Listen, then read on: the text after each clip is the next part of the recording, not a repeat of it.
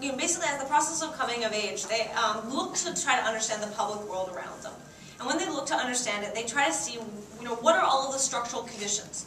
And most people think teenagers are completely illogical, and they're not. They're actually making very rational decisions based on the constraints that they're working with and the environment that they understand for the incentives and desires that they have.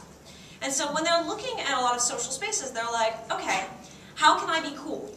Very simple question, right? Like, how do I look good before my peers? How do I gain social status? How do I get the kind of feedback and friendship that I want to manage?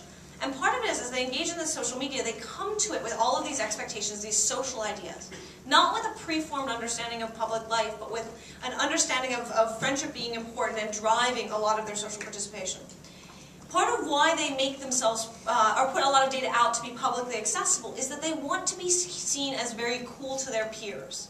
And they're very invested in that. They're very invested in getting attention at varying levels.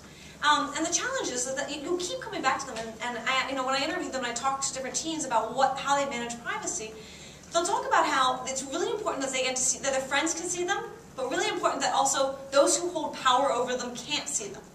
And this is something that we often take for granted in real weird ways, which is that as adults, by and large, when we think about those who hold power over us, we think primarily of bosses, right? And work separate. If we keep work separate, life will be great. But the fact is, teenagers are constantly thinking about parents. They're thinking about teachers. They're thinking about the local law enforcement. They're thinking about college admissions officers once they're getting to a certain age. But this group of people is really challenging because these people think that they have the right to look at teenagers wherever teenagers are. And teenagers are constantly lamenting the fact that they have no privacy in the home.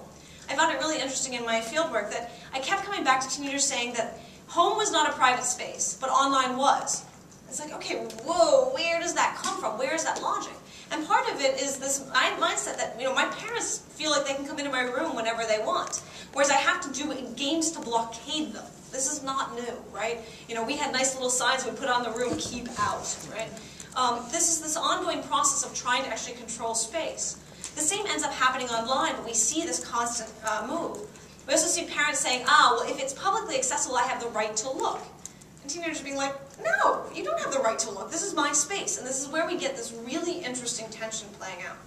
So I think that, as we see teenagers coming of age, we also have to think that they're also accounting for all that they have to gain from participating.